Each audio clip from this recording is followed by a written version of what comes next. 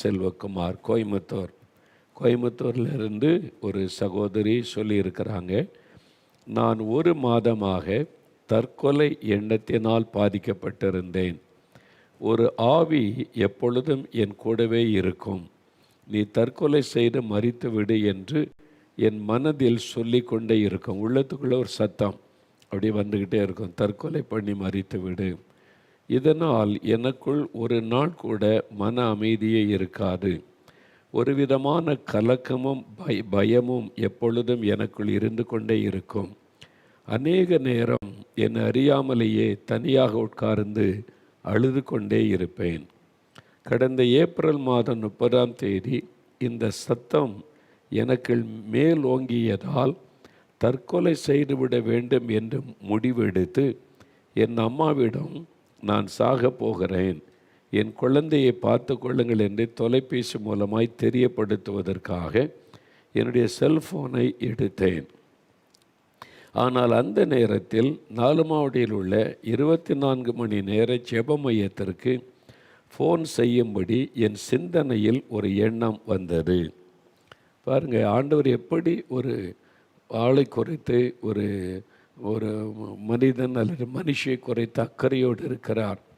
அவங்க அந்த குரல் அதிகமாகி இன்றைக்கு நான் தற்கொலை பண்ணி செத்துறணும் முடிவு எடுத்துட்டாங்க. அதனால் தன்னுடைய தாய்க்கு ஃபோன் பண்ணி சொல்லிடலாம் அப்படின்னு எடுக்கும்போது மைண்டில் ஒரு சிந்தனையில் ஒரு எண்ணம் வருகிறது. 4 மாவடியில் 24 மணி நேரம் ஜெபிக்கிறேன்னு சொல்கிறாங்களே, அந்த ஜெப மையத்துக்கு ஒரு ஃபோன் பண்ணி பேசலாம் என்ற எண்ணம். ஏதோ ஆண்டவர் தலையிடுவார். ஆண்டவர் ஒரு மனிதன் மீது அக்கறையோடு கிரியை செய்வார். என் உள்ளத்தில் ஒரு எண்ணம் வந்தது. உடனே தொடர்பு கொண்டு ஜெபிக்க கேட்டுக்கொண்டேன். அப்பொழுது ஒரு சகோதரர் என் பிரச்சனைகளை விசாரித்து எனக்காக ஜெபம் செய்தார்கள். அவர் ஜெபித்து கொண்டிருக்கும் போதே அசுத்த ஆவி என்னை அலைக்கழித்து மிகுந்த சத்தமிட்டு கொண்டு என்னை விட்டு வெளியேறியது.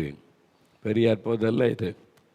வேதத்தில் இருக்குல்ல, இயேசு கிறிஸ்து ஜபாலயத்தில் இருக்கிறார். இயேசுவை பார்த்த உடனே அந்த பிசாசு அலறுது.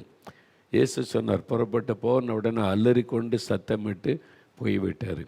அது மாதிரி நிறைய சம்பவங்கள் பைபிளில் எழுதி இருக்குது. அப்போ என்ன அர்த்தம்? இவங்க ஜெபிக்கும் போது இயேசு அந்த வீட்டுக்குள்ளே இறங்கிட்டார். இயேசுவை பார்த்தா தானே பிசாசு பயப்படும். அவங்க ஜெபிக்கும்போது இந்த ஃபோனில் தான் ஜெபிக்கிறாங்க. வீட்டில் இருக்கிற கோயம்புத்தூரில் இருக்கிற அந்த மகள் மேலே ஆண்டவருடைய கரம் வைக்கப்பட்டிருக்க வேண்டும். அதனால் அங்கே இருக்கிற பிசாசு அலறுது. அவங்களுக்குள்ள அலறி சத்தமிட்டு கொண்டு என்னை விட்டு வெளியேறியது. அந்த நேரத்திலிருந்து என் மனதில் மிகுந்த சமாதானம் வந்து விட்டது. தற்கொலை செய்ய வேண்டும் என்ற எண்ணம் என்னை விட்டு போய்விட்டது. இப்பொழுது நான் மிகுந்த சமாதானத்தோடு இருக்கிறேன். அந்த ஆவி இப்பொழுது என்னை தொடருவது இல்லை, என்னிடம் பேசுவது இல்லை.